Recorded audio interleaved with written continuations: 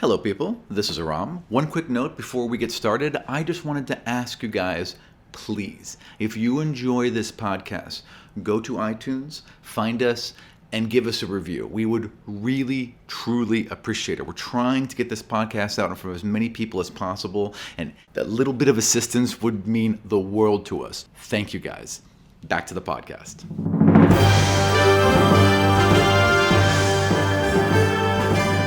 My name is Aram Vartian. I am the Dungeon Master for Godsfall, a custom 5th edition Dungeons & Dragons campaign in Washington, D.C. This week we meet our last player, Torvik Wildtongue, a Dwarven Paladin from the Kingdom of Brenus.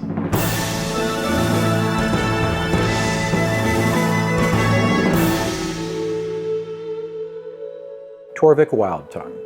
Torvik, the eldest of 6, was raised in the Dunes, a mining town at the foot of the Voiceless Peak, sandwiched between the Troll Marsh and the White Rock Hills.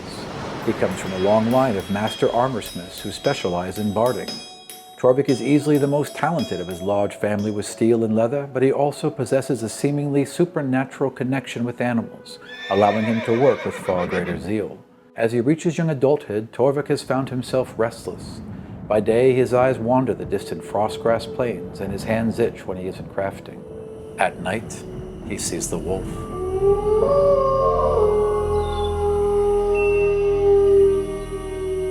She began to appear to him a few months ago, a flash of snow white glowing out of the corner of his eye that would vanish when his head turned to catch it. Wolves were not an uncommon sight in these parts, but this one had shoulders as high as a buffalo's and a maw wide enough to swallow a sheep whole. One night, while he sat on his porch and stared across the night sky, a fluttering sound like wet leaves in the wind began to fill his ears. He stood and took a few steps into the evening, his eyes scanning the flat, mostly featureless land surrounding him as the din grew ever louder. In an instant, the night was plunged into total darkness as a massive swarm of bats rose from the ground in a cloud thick enough to blot the moon, swirling around the shocked dwarf. In the blackness, their bodies seemed to merge into a whirlwind of leather and fur, their piercing cries echoing in his ears. Just below that shrieking wail was a voice. They whisper, followed by a laugh so sweet Torvik's breath caught in his throat, and he found himself unable to reply. In the second his eyes slid shut for a blink, it was all gone, as if it had never been. The vast skies above White Rock Hills were completely empty, and the moon shone as bright as any he had ever seen. Surprised and confused, Torvik started towards the inn, seeking to press his thoughts with a few tankards of ale. As he turned, his hand slipped into his short pocket looking for a few silver coins. Instead, he found a large black fang made of onyx, capped with platinum that attached the gem to a thin chain all expertly crafted.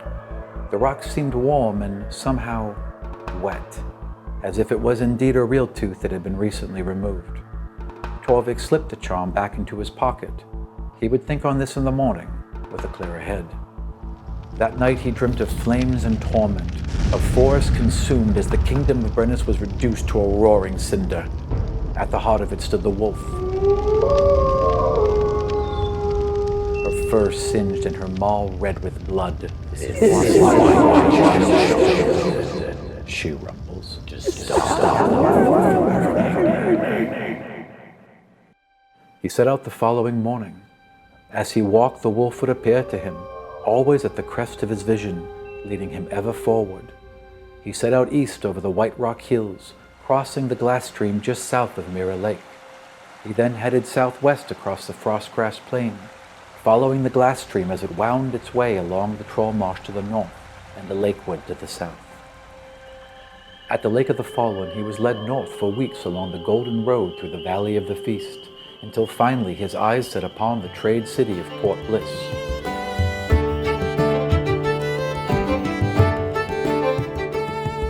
My name is Steven.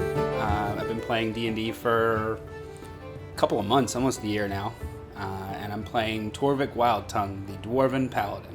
I know there's a big thing with the magic. Is that going to be... Here's how it's going to work. Told to us? It's going to be revealed. Okay. Yeah, because right now you're not magical. No, I didn't put that in. Oh, you don't. Magical dwarf. Yes, no, you are a magical person. I'm a special dwarf. You are a very special dwarf, but magic is dead.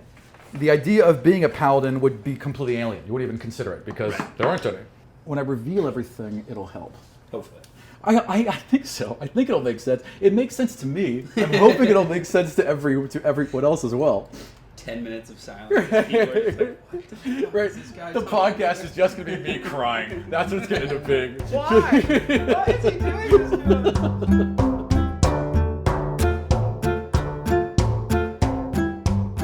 I just hope that I get to find Steve because I want to be a mounted paladin. Oh, trust me, I have, Kevin, a lot of thought. I play paladins. Okay. I specifically play dwarven paladins. So you are in good hands here. Okay, all Because right, I just have making sure. Oh yeah, you are definitely getting a mount. There's no doubt about that. It's one of the best things about being a paladin. Absolutely.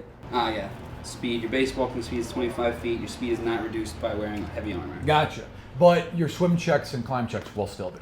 Your speed isn't reduced. You can move the same, but if you land in water or you try and climb something, there's going to be a penalty. Now, are you doing feats? Yes, absolutely. Okay. Oh, the feats are the best part about this game. They're amazing. A lot of, but some people, I know a lot of groups don't do feats. Those people are wrong. Whatever. The feats are wrong, awesome. and they should go away. Thinking about doing an orc, but I didn't know if you were. I'm glad you didn't, because I don't do half things, Okay. because I don't see how biologically it makes sense.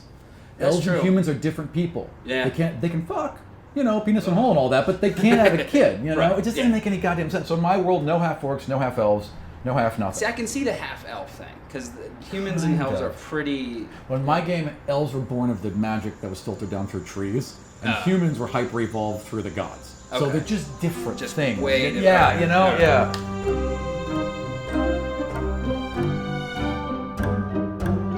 I wanted to write my own individual. When I was doing this, I thought I'll write my own individual races, and I'll write. And you start down that path, and it's a fucking nightmare. I was gonna say, but that's the other thing. I was looking at some of the races you can choose from in 3.5. It's like a list.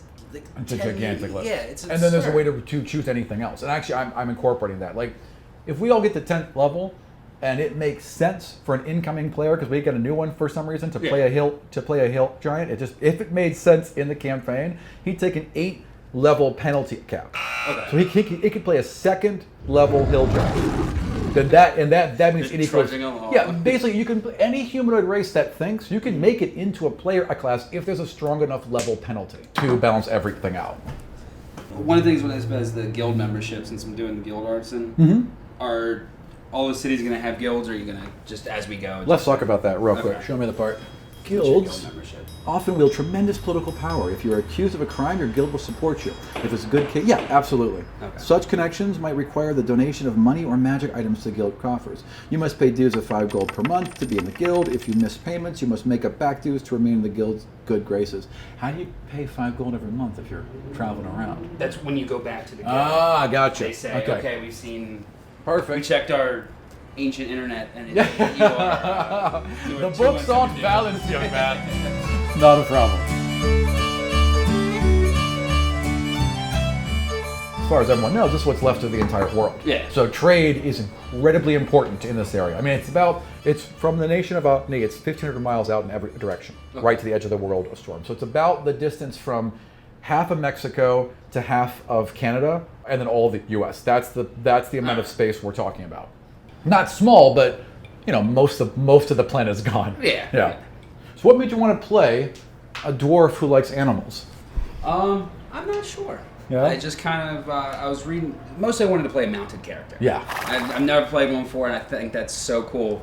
And in theory, what I would like to be is a mounted character with animal allies running alongside with me. You picked the perfect character. Yeah. Yeah. So that's why I asked if I could have the animal handling, because I wanted to. Oh, totally. I wanted to be that like makes complete really sense. without being a what's the animal class, the druid. I didn't want to be a druid. Right. Because And it then doesn't you make any talk- sense for the Yeah. character. Right. No, the way that you've done it makes perfect sense. This is how a dwarf would become a druid, Right. quote unquote. It's Right. like a paladin of a forest god. That makes sense. You kind of adopt it in, which is great because like when this goes on to other levels and you get more and more powerful and more akin to the forest, and like you come across elves and like, what the fuck? It's gonna be excellent. And then you said you needed a more martial class. So I wanted. Yes. I didn't really want to be like a berserker type that just goes in and pinpoint striking. I wanted to be kind of like the tank. I wanted to be, I wanted to be the support class that just runs in and everyone throws heals at me, and then that's exactly what you're going to be, because we have a headbutting sorcerer things. with a strength of 9. We have a high elf bard with a strength of 10, and then we have honest to God, the halfling thief. Besides, he was the strongest one in the party. He has a strength of 12. So you are definitely going to be the muscle. He is a viciously strong little halfling. He is. Good God. What's the human class? Human class is a sorcerer. The sorcerer. Okay. Okay. Yeah, so if you have a sorcerer, bard. How does that work without magic? Well, he's not a sorcerer right now. He's just kind of weak. Okay. You know, yeah. So he's just like a guy. He's just like a guy that walks around. Exactly. Hey, what's going on? He's just this kind of like 5'7", 16-year-old, kind of slight kid, clearly a bookworm. A little Nelly, not like, and his brothers are like these big, Kadarian warriors who hunt down magic, and they're just these beefy guys. But he's from the second marriage, and kind of, you know what I mean. So yeah, man. trying to live up Make to his his way in the brothers. world. So what have you been doing? You've been traveling for about a month now. You're about a week outside of Port Bliss. What have you been doing this whole time? What have you been thinking about?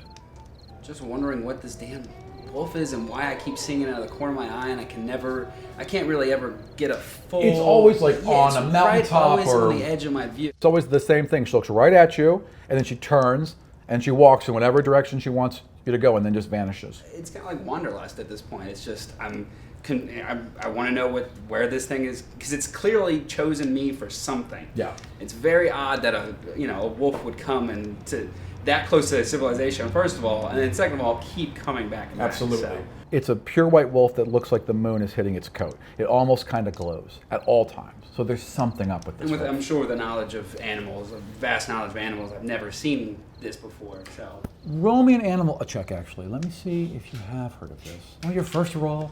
Let's hope I do better than Kay. No kidding. She That's bought 3 18, sets. right? She went through all 3 of them. I even gave her one of mine. It didn't help. It's amazing. 18. Okay, perfect. And then So you would get, because you're proficient in it, you get your proficiency bonus, which at your level is +2. okay.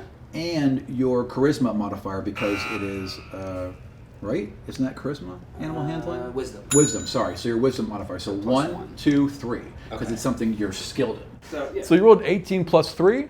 Yes. Okay, so you actually have heard of a creature like this before. There are no more dire wolves, but this one is much larger than a wolf. You can tell just by the perspective when she's standing next to a tree or a rock or whatever, right? And that glow under the moonlight is absolutely indicative of dire wolves. Now, dire wolves came forth because of the god Ius. They were his favorite thing. He crafted them under the moonlight, which is why they continuously glow the way they do. When he died, they vanished. So no one's seen one since. That's why he's following it. Yeah, 'cause, I can see why you would follow that. You weren't alive during the Gods War. You were born after, so you're about 60 or 50, I think right? about 50. Yeah, it's Makes very, you about, very young for dwarves. Right, makes you about 16, 17, 18? Gotcha. Yeah, so I'm just, So you were born after, Hearing but the your stories of it. parents weren't. Your parents were alive during the Gods War. In fact, your father was maimed in the Gods War. So he walks with a limp. He's got one eye. He was roughed up in it. After that, he put his axe down, and that was it. And he seemed to just become kinder and more gentle, quieter and reserved. Oh, you wouldn't know, but Right. quieter and more reserved, but just much more gentle. Doesn't want to harm anything. Doesn't want to bring violence into anything. He's seen too much of it.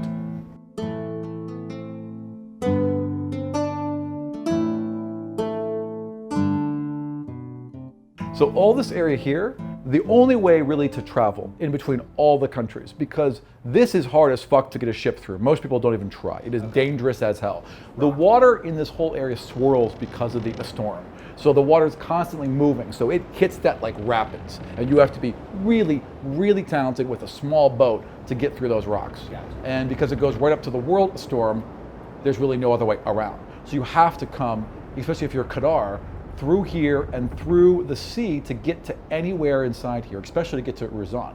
That's why they built this bridge, by the way, for that particular reason. They built this giant, miles-long stone bridge. It's one tower after the next, connecting them all the way down. It was also a way for them to go, fuck you, just because the gods aren't here, we can still build amazing things. One of the reasons I wanted to make my own world so badly is because I love all the other worlds. I love Forgotten Realms. I loved Dragonlance. That was one of my favorites. But there's a million books Yeah. There's a million supplements. There's a million bits of information, and I'll never know all of it. And someone walking in this door will. Yeah. And then it kills it. Because if they know something I don't, even if it's like a small little thing, if there's something I can't explain, the whole world falls apart. Exactly, yeah. But if I make all of it, if I've written all of it, none of us know anything. no fucking clue. You're all on the same level. Everyone starts the same. There's no expectations. No one wants to see Drizzt around the corner or some bullshit. You know what I mean? It was originally the Red Waste down there, right? And then someone's like, oh, just like in Game of Thrones. And I was like, what? I'm like, yeah, just like in Game of Thrones. I'm like, oh, so that's now the Void, and it's no longer a red.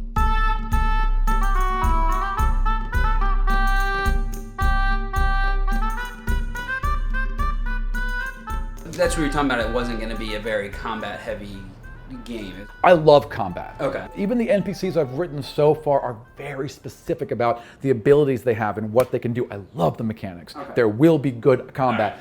It's not like it'll be less combat heavy. It's just that a lot of D&D games, especially the ones you see now through Roll20 and all that, it's all about the dungeon. It's all about the combat. Dungeon. It's all it is. It's all it is. And that's not what my game is. These have to be real people. They have to exist. They have to have life. They have to interest me. I want to do voices. I want to play. And if I can't do that, if it's just dice and just numbers, it becomes a statistic sheet. play Warcraft. Yeah. Again, not bashing Warcraft. I played Warcraft for a long time. I just don't want to grind for metal to build my shit for half a goddamn day. You know, I just want to play.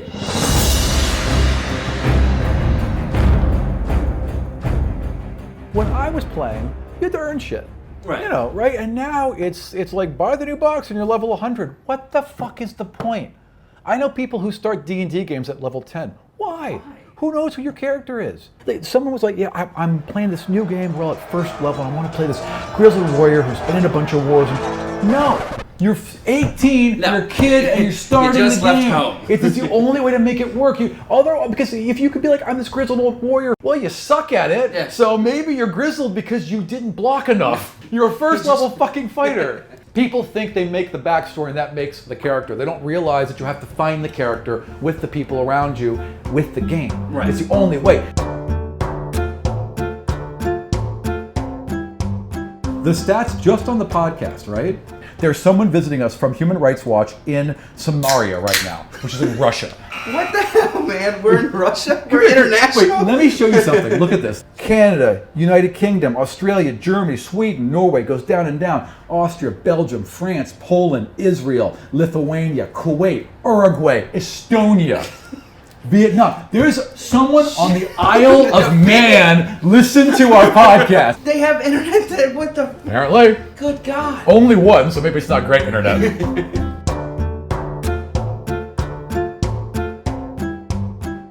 So, I'm going to start you on the road to Port Bliss. So, you've been following this wolf for, it's about a month now, because if this is 25 miles, you've basically got about 300 miles so far. Maybe 400. It's a long journey. Or is it kind of a... I would expect you going at a leisurely pace. You're not rushing. Just you have kind no of goal. finding, like looking at the surroundings and... And you really haven't been west of the Voiceless Peak. You've spent your whole life pretty much up in this area. As you are traveling, you notice, and you've always been good with animals, right? And you have an affinity towards them, but you kind of notice them gathering. Like, it always seems like out of the corner of your eye, there's a little fox, or maybe there's a bluebird, or maybe there's a crow, or maybe there's a stray dog, but they always seem to be hovering just outside of your vision. Similar to how the wolf works, but they're physical in there, and if you engage, you don't feel like you're being stalked. Okay. You don't feel like you're being hunted. You feel like they just have interest in you. Like the Pied Piper kind of thing, like they're following me to wherever I'm going. Okay. Absolutely. That'd be cool. That's cool. I like that. You know, just kind of leading the wild kingdom. Yeah, that is. I mean, no, they are smart. It's not like they're like right in a storm, but they're just there. No one else would notice, but you certainly do. It is a nice bright summer day. Probably around 11. I need not a spot check. All right. I need it's not spot. What am I trying to say? Thank you. I need that, please. Perception, that's wisdom. I don't have that. I have +1 on wisdom. Does that count toward it? So you always get your stat bonuses. Okay. The only time you add your proficiency bonuses if you are skilled in it. Natural 20. Nice. Okay, you definitely see this. So you are walking down the road, and as you kind of crest the hill, you get a little peek, and you can see two guys and what looks like a fox in a trap. And the fox is kind of growling and like, kind of like, and he's got his leg in a trap, and there's two guys either trying to get to the fox or whatever, but they're trying to negotiate space around the fox. They're about maybe 100 yards from you. Do they look like hunters or traders, or do they kind of look like vagabonds? They definitely look like, commoners, and they've got furs on them, and they are fox furs, so you can imagine. I'm just telling you everything because you got a great roll. These look like people who have farmed foxes and are farming another. Now, would I know if there's a fox problem? Like, as in, like... Roll a nature check, actually. Yeah, that's intelligence. Which would be, just say straight up so intelligence. straight there. 13's enough, though. You know the area well.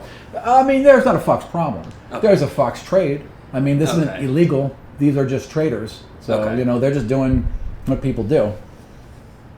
I don't like that. So I'm going to approach them and, Okay. You kind of walk up, and I'm assuming you're just walking up, right? You're not trying to sneak up in your plate mail, right? No. All right. So you just kind of ka-chunk, ka-chunk, ka-chunk, ka-chunk. What's going on here? And what we just, oi, What's going on here, guys? How you doing? Doing all right. We're just trapping. I want a wisdom save. 4. You suddenly feel completely overwhelmed, and you have to steady yourself for a second as the voice of the fox is in your mind, and it's just screaming for help. You can hear it's a howl. It's the same howl, but you know what it means, and you know it's screaming for help. All right, so I look at both of them and I said, you two need to leave right now. Okay. Get out of my face right now. Okay, Get away the from guy this in the fox. back, you can kind of and you can see like he's definitely pulling out a skinning knife, and the guy in the front's kind of taking a few steps back, and he's like, "What? We got no trouble here. This is what we do. What do you want to do?" I say, take one more step forward and you put that skinning knife back, or there's going to be problems. Roll intimidation. Intimidation. Be 12. Okay, all right. They kind of puts it back, and they kind of back off. Grabs their bags, and they just kind of gently back away. So they're moving back. They're about maybe 20, 30 feet away now, and the fox is right there. I just keep an eye on him, and as I walk toward the fox and try to undo the trap and let him... Well, I approach the fox carefully because, it's still a wild He's kinda animal. like, So, yeah, it's still growling. and then he kind of so sees you I kind of put my hand up, the back of my hand just kind of instantly, showing him. as if he was a tame dog. Instantly transformed. Ears go down, tail goes down, all the fur relaxes, eyes become bright and open, and he just kind of leans in, and he just lays his head right on your hand and just whimpers. I give him a good smile. That's a good lass, and just start petting him. Whatever And a I take fox would do when he's happy. Yeah, exactly. Yeah, and while still making sure that they're not approaching, I take a look at the trap and see if I can't Just a jaw on it. trap. Yeah, okay. Give me a strength roll. Okay. So you struggle a bit, and the fox is like, "Rrr," and then boom, it comes open. He bounds back for a second and looks down at his foot and like, "Rrr," and like licks at it for a second, and then comes to you. And he gets like right here, an inch away from your nose, just flat out, just big, huge lick, right up your face and everything, and then gone. He's just by the time you wipe your face again, he's already run off into the woods, gone. That was unexpected. Yep. All right. Right, there was going to be a combat thing there, but you bluffed the fuck out of them, and they both rolled 2, so that was it.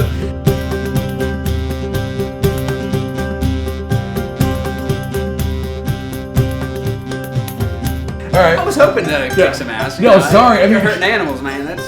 You're in trouble. The dice are king, and you are a dwarf in full plate, and Well, they're no, just... I'm only in chain right now. Oh, chain, you're Yeah, I only have a chain to right make now. I have to make or buy the plate. Yeah. Let's talk about that for a second. In your clan, right, they always make armor. Is that just kind of the thing, or is it It's more of a dwarven thing in general? It's the clan. My family is proficient in armor making, but I am proficient in animal barbing. Right. But right. I'm also really good at Gotcha. making armor, just as any. You don't dwarf. specialize in knocking out. You're more interested in making the barding, and that, Right. and because it's a different skill, you're more sought after for the barding. Exactly. Perfect. Exactly. Perfect, So I still perfect. have, and to become, I don't know if you wanted to clue this out, but my theory was to become a master armor smith, you have to create your masterpiece that fits you perfect. Oh yeah, hell, I So, love that. That's yeah, excellent. You have to, adorn with different, whatever symbolism I want and that kind of thing. So what is your process then towards making this? Every chance I get, just kind of piecing it together, and each city that we go to is going to have a guild. When I have free time, just go to the guild and I'll carry. Which will provide you the place you need to work, because making armor Right. needs a whole thing. And you have Excellent.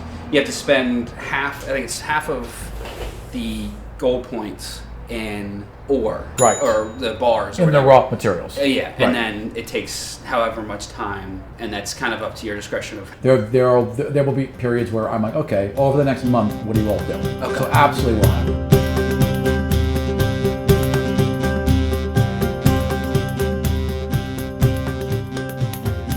Port Bliss is a town you've heard about.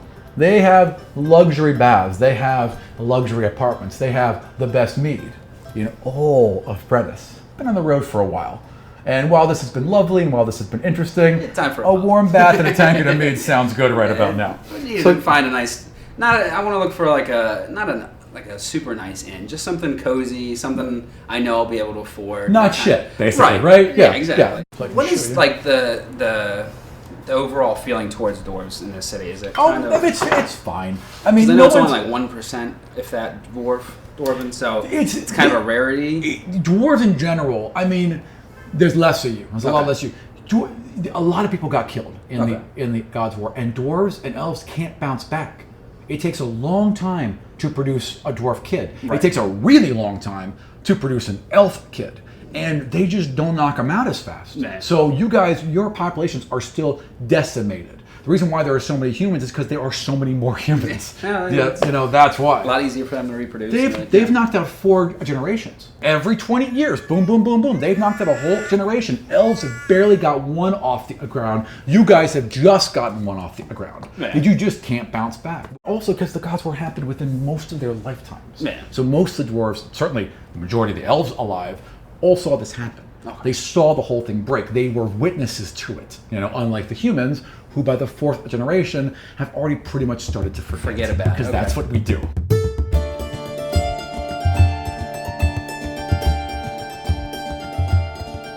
You're going to be coming up this way, going through the those are western slums, right? Exactly. So the western and eastern slums. Now where's it was a 10. It was the thief.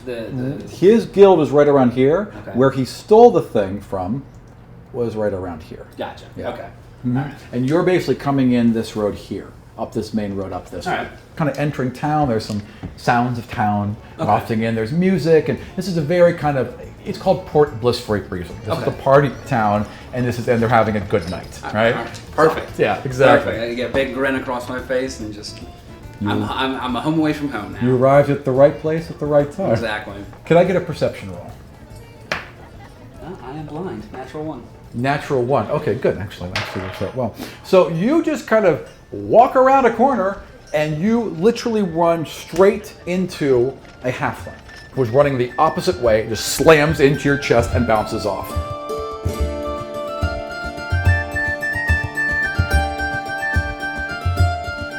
And Wait, why is there a vampire in the day? Also, is that a nightmare? First of all, it's night. There's a Second of raptor all, coming It's a raptor. You got a raptor and a zombie. A raptor, a mummy, and a vampire are after us. I'd like to re-examine the CR this encounter. the mummy is Baron LaFleur, the raptor is Cyril, and that is the guard that was chasing you. You guys Oh, are. wait a minute. I don't know his name. You know whose name? I Cyril. thought you heard his name. No. Okay, well that's a guy who may or may not be I named don't know who Cyril. that is. He has a raptor That's, on his no, chest. remember his name was Goldilocks grabs you or That's, something. what did you call him? Was it Goldilocks grabs a lot? Was that Grabs, what I it don't was? know. Goldilocks grabs a lot, I think. Yeah, because he kept trying to touch at me. And I was did. like, inappropriate.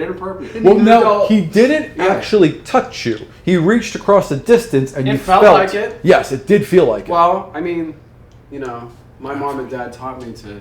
Good touch, bad touch. it.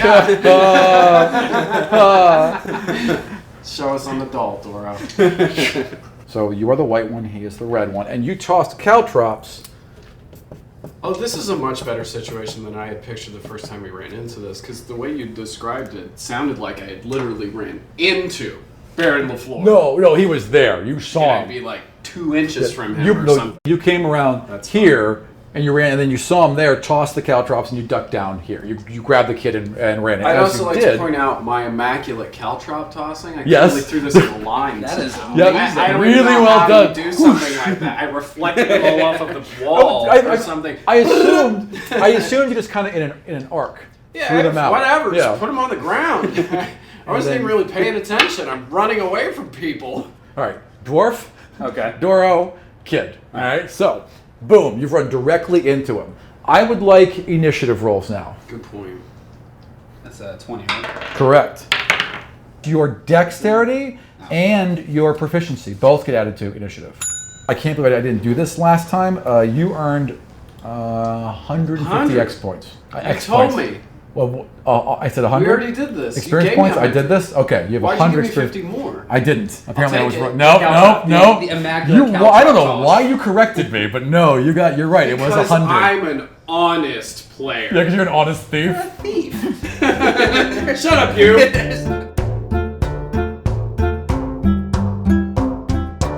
Bear on the floor is going to yell at this guy to basically move up and get you guys. So 1, 2, 3.5, 5, 6. So he moves there. He is going to try and grab the kid. Oh, so you see him, guy with the white hair, who you don't know his name even though he's Cyril. So the guy with the white. So you reach out again, and you see the kid, like something invisible grabs him by the back of the neck, but he manages to slip out of it somehow and keep moving forward. As I bounce off of the door, Yes. I draw my weapons. No offense. Right. Assuming this is one of Baron LaFleur's, I'm being chased by men, and I run into another man. Okay. And I How said, would, whoa, buddy, what's okay, yeah, what's the problem? easily. So he puts up his arms. That'll be your action, though, if you decide to do that. Or is that so like to back off? That's your action for that round. I'm just saying my Sure. action, because I assume I was next, Boom. is to pull out my daggers Right. and Okay. like, initiate combat. The kid almost bumps into you, and he's got his back now turned to you as the guy's coming into the alley. The kid has no weapons. And my action will be I just bounce up. What's going on? Like, Okay. You know. Perfect. As the guy, Whoa. so the guy comes into the alley and he's looking around and he draws his weapon and he kind of starts to advance, but he's doing it slowly because now there's 3 of you, and one of them is a dwarf and a little bigger than the child. The guy who you don't know his name, again reaches his hand out, this time towards you. Can you give me a will save? Did you do that wrong again? I did that wrong. Can you give me a wisdom save, please? Thank you. You're gonna wear out that sound. I really am. No way. 8? Okay, you suddenly see the halfling kind of like fall in a weird position, and his arms are kind of starting to bend unnaturally against his body. You take 2 points of damage as you hear a loud pop coming from your shoulder. Like Mel Gibson in Lethal Weapon. I'm just gonna run it into something here for a second, yeah. The kid kind of falls down next to you and is like, Dorro, what do you do? I'm still befuddled with what the hell's going on, but I can clearly see that this... There's a guy coming toward, and he's coming towards all of you. He's Yeah. not treating you any differently. So I draw my warhammer and my shield, and I just step in front of both of the kid and the halfling as well. Just Perfect. Roll go. intimidation. He's a friend to the tiny people. So it's a 12 with charisma, this would be 14. Okay. He is a little unsure now because he's kind of outnumbered, and he kind of looks back over his shoulder to Baron, right? Okay, they've cleared the caltrops by now, or at least gotten over them. I mean, it's not that difficult, I would imagine, a whole round. Well, caltrops are really small, so you can kind of just kick them away with your feet if you see them. Well, he's got one hand on you, and he's going to keep it there. Okay. He's going to now he's reaching another one towards you. I need a will save. We'll see. Sorry, a wisdom save. Fucking 3.5 You rules. read the rules. I know. So that's 2, that'd be my wisdom bonus plus proficiency. You feel your muscles tense for a second, like everything's gone rigid just for a moment, and then you just kind of break out of it like you broke through ice, right? You hear the kid scream behind you. He's now on his knees as well in complete agony, and they're kind of almost pressed up against each other. You hear a bone snap and see the kid's left arm kind of fall limp.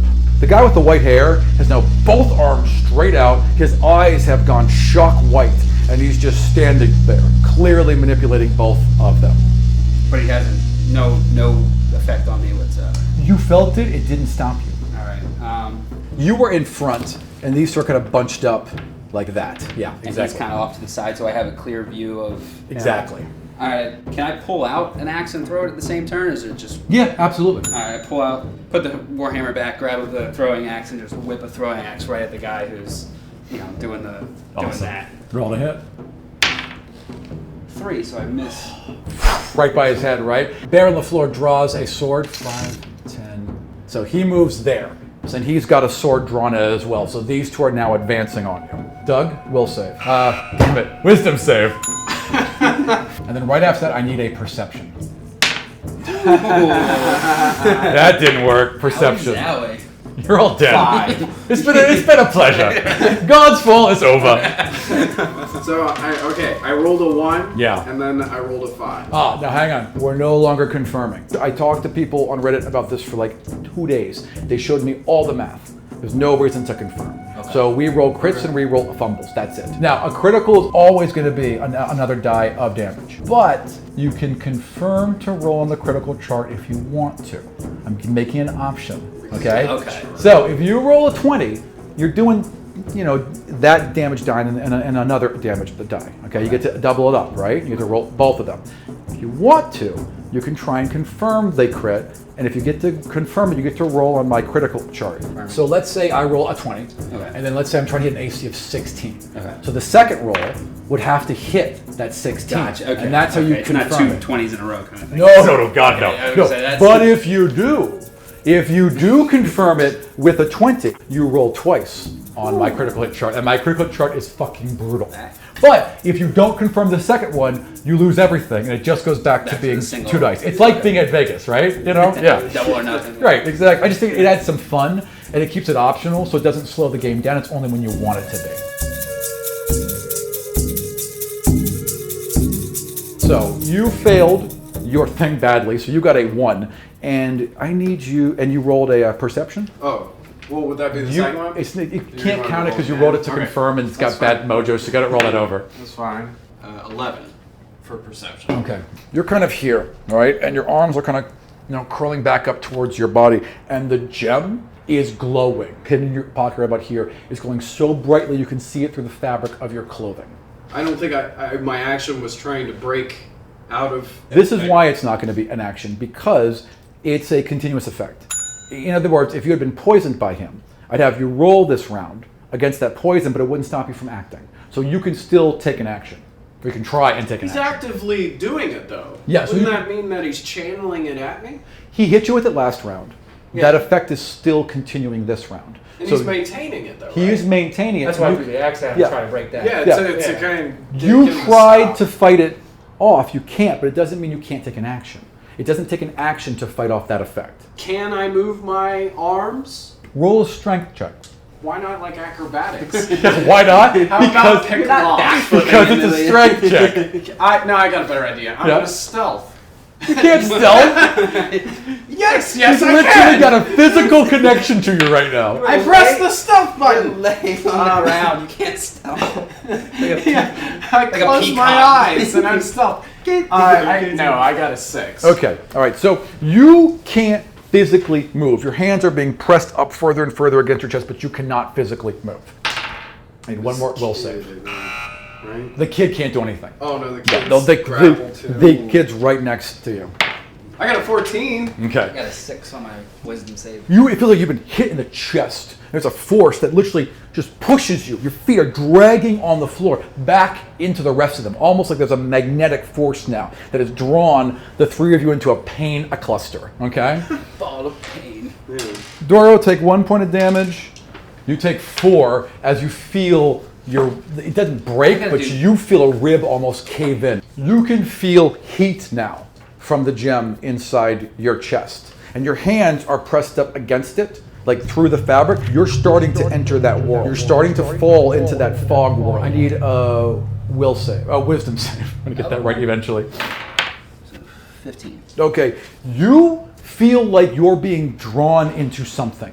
You feel physically being pulled. It's different from the feeling you were getting before because that's still kind of forcing you downwards. Press pull feeling. Yeah, this feels like a lightness, like an escape almost. Like this feels like it's crushing you, and this force feels like it's lifting you up, but you feel like you can resist that too.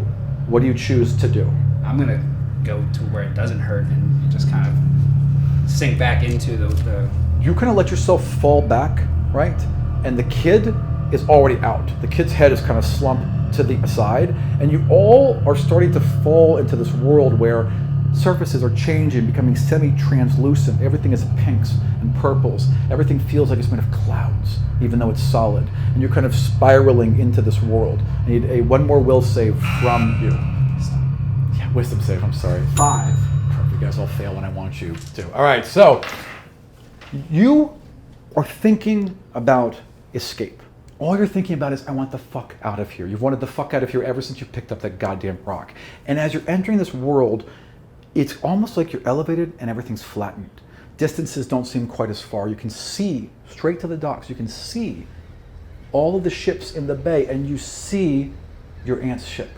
And anything in the world, if you could just, and then all of a sudden, you're all gone. You vanish from where you are. You appear 10 feet above the water, 100 feet off the shore in the harbor, and plummet into the water. All right, you've met all 4 of our players now and had a short reunion with Dorro. Next week, we will have our first all-play podcast, so we hope you will come back and check that out. We'd also like to take a second to thank DM Mitch and DM Chris from the Dungeon Masters Block podcast. If you guys don't listen to this podcast, you should. Dungeon Masters Block is a fantastic podcast and a fantastic resource for Dungeon Masters, both new and seasoned. I have found tons of good information from there. In fact, there's a specific teleportation thing. Well, they used it as teleportation. I'm using it as more of a scrying pool kind of thing that involves dirt. That was just genius, and I stole that whole cloth from them, and I'm happy to admit that. If you haven't listened to the podcast, pause this one and go download it right now. It's that good. Even if you're not a dungeon master, the information they go through and the recaps of their games are fantastic. I think you'll all find it invaluable. So again, guys, thank you very much for those 5-star reviews.